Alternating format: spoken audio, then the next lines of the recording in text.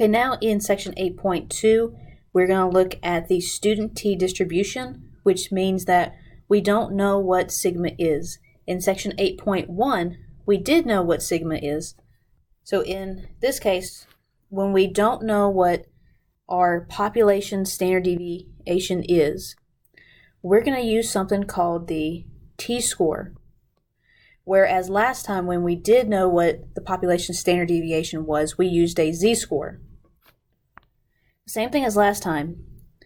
We are trying to find the population mean, but we can't find that exact number, so we're going to use a sample, and so our sample mean, x bar, is the best point estimate of the population mean. Now when we're working with the student t distribution, I'm going to need two things to find it. One of them is something called degrees of freedom, which we just say df, and that's going to be our n minus 1. So that's going to be our sample size minus 1. Okay, and we're going to use a table in order to figure this out, figure out what t should be. Now notice, if you cannot find the number of degrees of freedom that you need, you must use the next lower number within the table, the next lower number. Okay. So the requirements to find a confidence interval: one, you have to have a simple random sample, and either the population is normally distributed or n is greater than 30. So our confidence interval is going to look like this: x bar minus e less than mu less than x bar plus e. Remember, we're not going to have a number for mu. That's the thing that we're trying to estimate, and we're using the sample mean to estimate our population mean. This looks just like the format we used back in section 8.1. The only difference is the calculations for the margin of error. Now your margin of error is a t-score times the sample standard deviation divided by the square root of n, which is your sample size. So when we knew what our sigma was, we had E was equal to a z-score times sigma divided by the square root of n. But in this case, I don't know what sigma is, therefore I'm not going to use the population standard deviation. I'm going to use the sample standard deviation. And because I don't know what sigma is, I'm not going to use a z-score anymore. I need to use a t-score. Okay. Now, comparing your student t distribution to your normal distribution, these two things will be similar.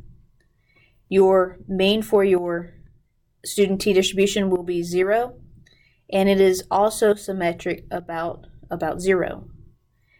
Now, for your student t distribution, it's going to be thicker in the tails and shorter in the center compared to your standard normal distribution, just like this thing right here. Okay, so here is your student t distribution compared to a normal distribution. Now your student t is going to change depending on the degrees of freedom that you have. If we move it from 1 to 4, okay, notice how it changed.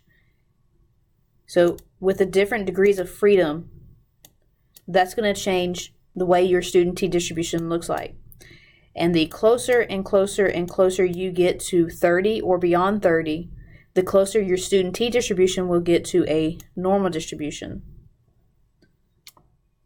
So at 30, they look pretty much the same, and past 30, they still look pretty much the same.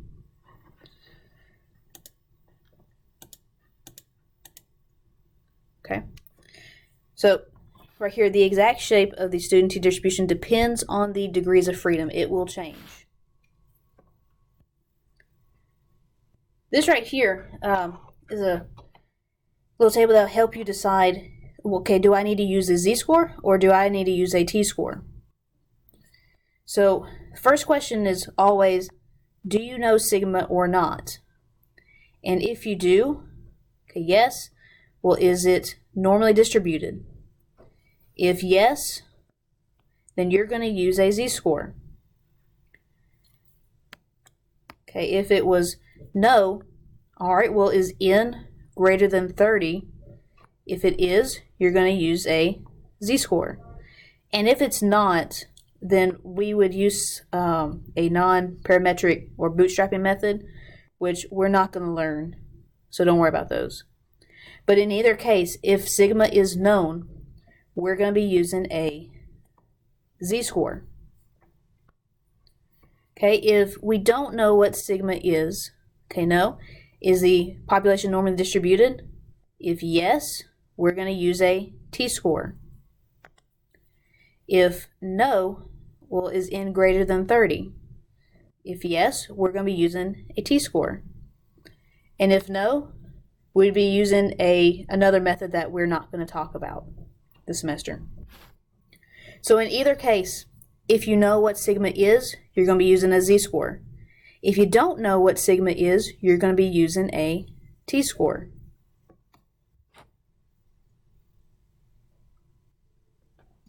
Okay. Do one of the following as appropriate. So here's our information down here. We've got a confidence level of 98, n's 25, sigma is unknown. The population appears to be skewed, and n is 25. Okay?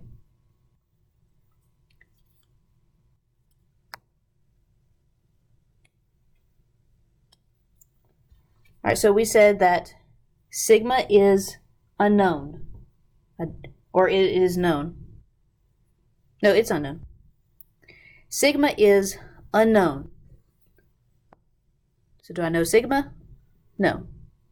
Is the population normally distributed? Well, no, it's actually skewed. Is n greater than 30? No, it was 25. So we'll be using a non-parametric or a bootstrapping method. Or in this case,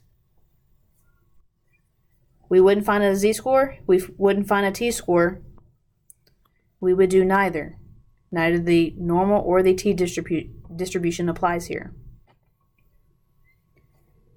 Okay, second one. Confidence level is 95, n is 300, sigma is 18, the population appears to be skewed.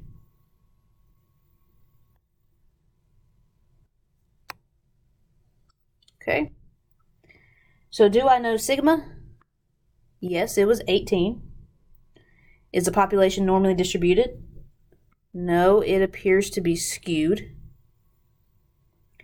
Is n greater than 30?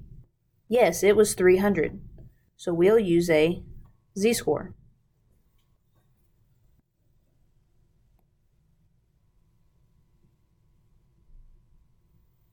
Okay.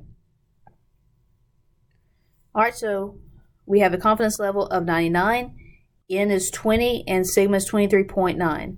Population appears to be normal. So we'll go back.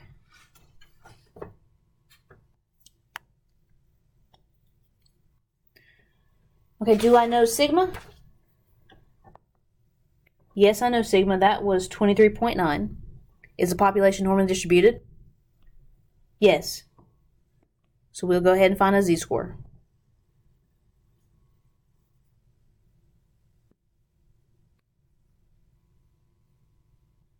Okay. A data set includes 110 body temperatures of healthy adult humans for which X bar is 98 and S is 0.72.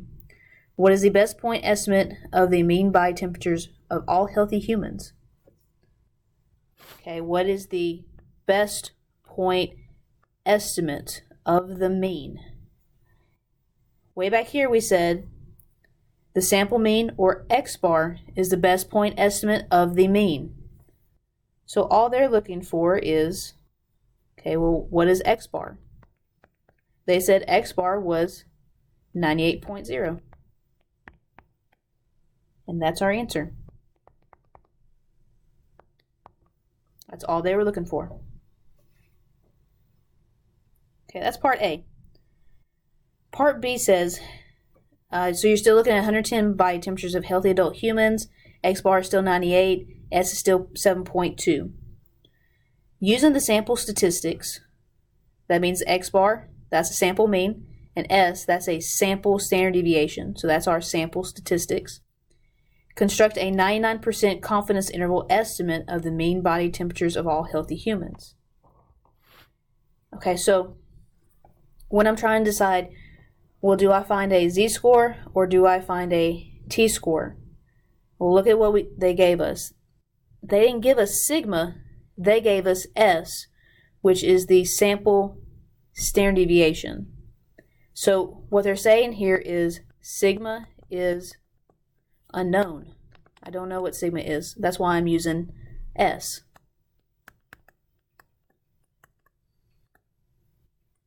Because sigma is unknown, I need to use a t-score. Now what we're trying to make is a confidence interval. So it will be X bar minus E less than mu less than X bar plus E. They gave us X bar. That is just 98.0. We have to find E using this formula right here. T times S divided by the square root of N. Well, they gave us S. That is 0.72.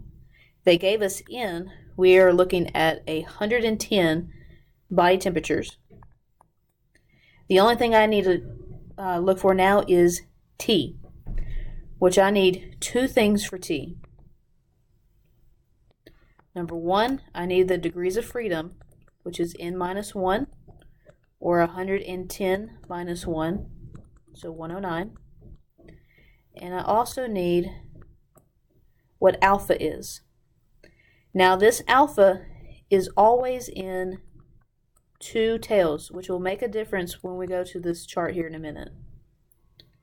Okay, alpha is in two tails, which alpha is equal to 1 minus the confidence level.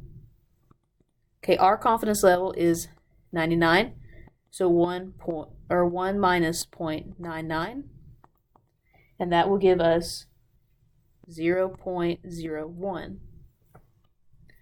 Okay, so I need these two numbers, and then I can go to my table and find my t-score.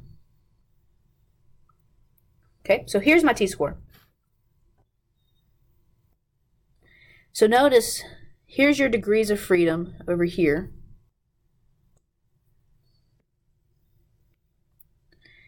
They go from 1 all the way to 2,000, or larger than 2,000.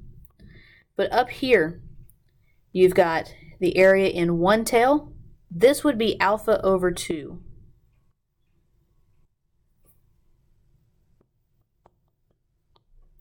Area in two tails is just alpha, and that's what we're looking for. Okay, and we could find alpha over 2. It's just an extra step. You would take what you found here, this 0.01, and you would divide it by 2, and that would be the area in one tail and not two tail. You could find that. It would just be an extra step. Okay, so we need a degree of freedom of 109. So I'm going to scoot down here. Okay, well, I have 100 and I have 200. So remember, if you go back here, if you cannot find the number of degrees of freedom, you must use the next lower number within that table. So the next lower number is 100. So that's what I need to use. And then we'll come back up here. And we said the area in two tails was 0.01, which is right here. So I'm in this first column.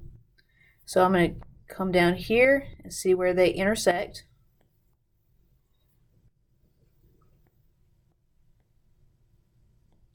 There's my t-score right there, 2.626.